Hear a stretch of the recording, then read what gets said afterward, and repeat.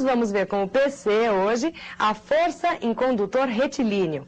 Mas antes disso, ele vai dar uma revisada em outros assuntos que têm a ver com o de hoje.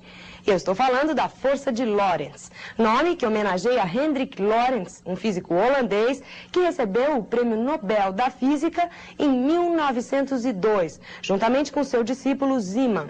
Lorentz propôs a teoria eletrônica, que diz que a luz é produzida pelo movimento de elétrons no éter.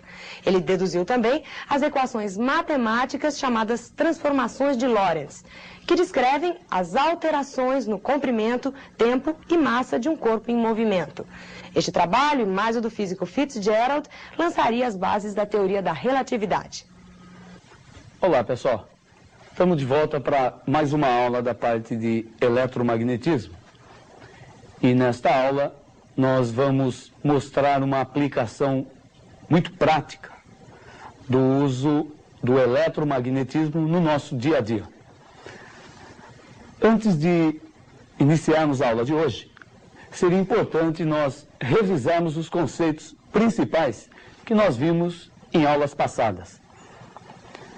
Na última aula, nós vimos o que acontece quando uma carga elétrica se movimenta em um campo magnético uniforme. Vimos que, dependendo da direção em que essa carga é movimentada, ela irá descrever um tipo particular de movimento. São basicamente 3 casos. No primeiro deles, que nós vimos aqui na aula passada, nós lançávamos a carga na direção da linha de força do campo magnético, no mesmo sentido ou em sentido oposto ao da linha. Isto é, com um ângulo θ entre B e V igual a 0 ou igual a 180 graus. Nesse caso, a força que age sobre a partícula tem intensidade nula, ou dizendo de outra maneira, não irá agir uma força de origem magnética sobre a partícula. Ela descreverá, então, movimento retilíneo e uniforme. Num segundo caso, nós lançávamos a carga perpendicularmente às linhas do campo.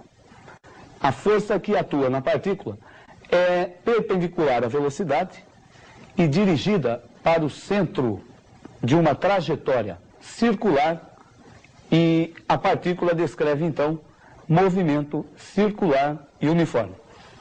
E o terceiro caso que nós vimos na aula passada era quando nós lançávamos a carga numa direção oblíqua à linha, num ângulo diferente de 0, de 90 ou de 180. A partícula descrevia, então, um movimento helicoidal e uniforme. Na verdade, uma composição dos 2 casos anteriores. O movimento helicoidal e uniforme é uma composição do movimento retilíneo e uniforme com o movimento circular e uniforme. Bom, independente de qual caso seja discutido, sempre que uma carga se movimenta num campo magnético uniforme, sujeita apenas a uma força de origem magnética, o movimento será sempre uniforme. Isto é, o valor da velocidade não muda. O que pode variar é a direção dessa velocidade.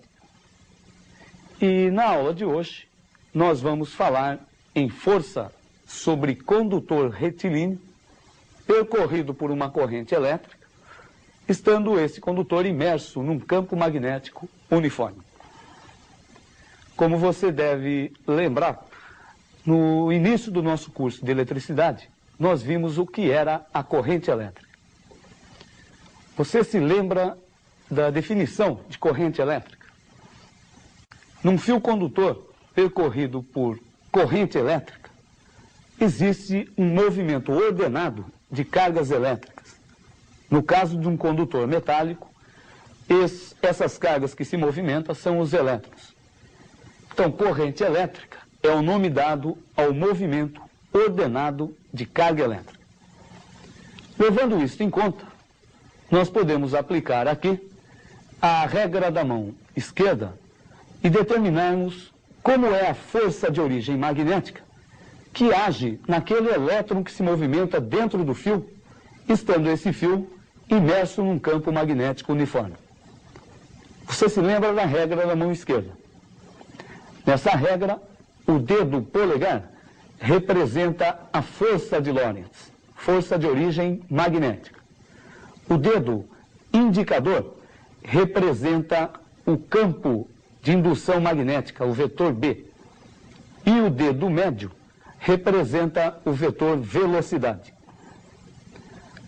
O sentido da força é igual ao da regra se a carga for positiva. Se a carga for negativa, nós devemos inverter esse sentido.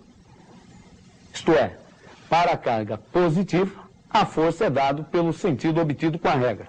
Se a carga é negativa, o sentido é oposto ao da regra. Agora imagine que nós temos um condutor retilíneo imerso num campo magnético e dentro desse condutor ocorre um movimento ordenado de elétrons. Se nós aplicarmos a regra da mão esquerda a cada um dos elétrons que se movimentam nesse campo magnético, nós iremos obter naquele elétron a direção e o sentido da força de origem magnética que atua sobre ele. A resultante de todas essas forças que atuam em cada elétron separadamente será uma força que atuará no condutor. Isto é, o condutor ficará sujeito a uma força magnética. Para ficar mais claro isso, olha a figura que nós preparamos. Imagine o condutor de comprimento L disposto em um campo magnético uniforme B,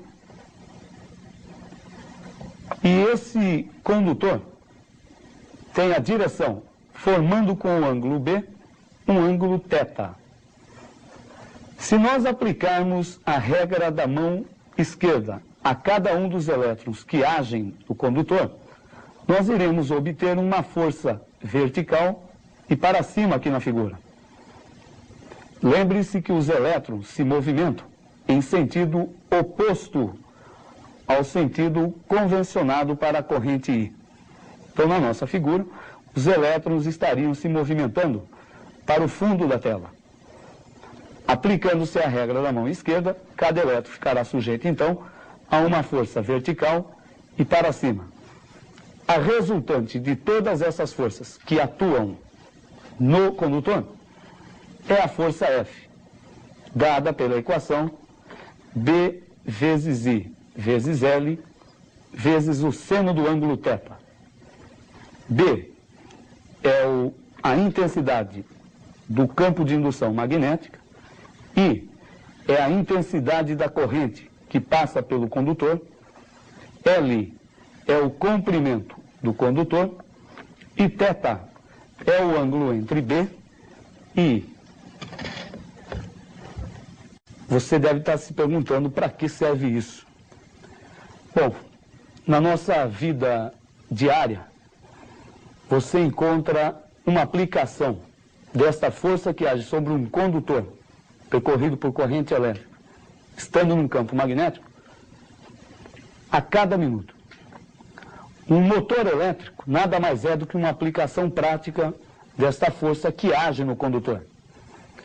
Eu trouxe aqui um pequeno motor, bem simples, constituído por uma pilha que vai fornecer a energia elétrica a esse motor elétrico.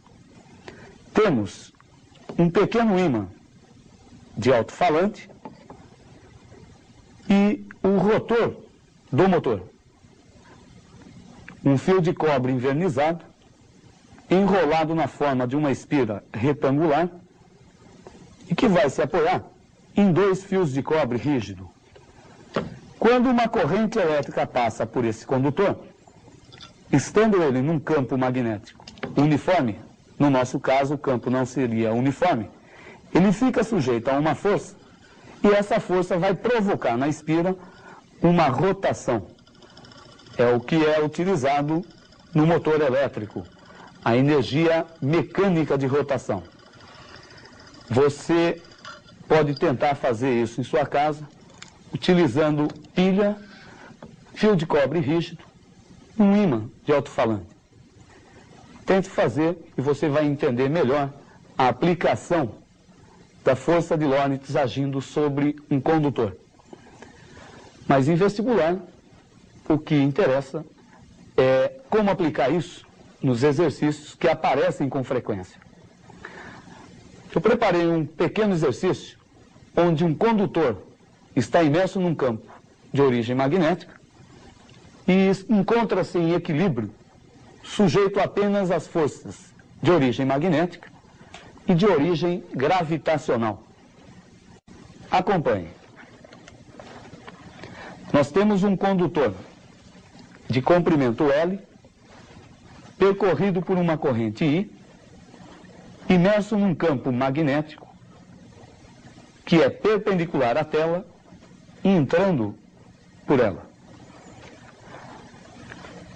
A aceleração gravitacional é vertical e para baixo. E esse fio encontra-se em equilíbrio. Pede-se a massa do fio. Perceba que, se o fio está em equilíbrio, as forças que agem sobre ele devem ter resultante nula. Sobre esse fio, agem as forças peso, vertical e para baixo, e uma força de origem magnética, que pode ser obtida aplicando-se a regra da mão esquerda. A aplicação da regra da mão esquerda, no caso de um condutor, é feita da mesma forma que para a carga. Apenas deve-se substituir o dedo médio que representava a velocidade, agora representará a corrente. Usando então essa regra, a força de origem magnética será vertical e para cima. Ambos devem ter a mesma intensidade. Então B vezes I vezes Li vezes o seno de 90 é igual ao peso do corpo, mg. Daqui nós temos que o seno de 90 é igual a 1, e isolando, obtemos que a massa desse condutor é B vezes I vezes L sobre G. Uma aplicação bastante simples da utilização da regra da mão direita, da mão esquerda, né? Aplicada a condutor retilíneo, e também de aplicação prática, força agindo em condutor. Na próxima aula, a gente volta para continuarmos esse assunto. Até lá!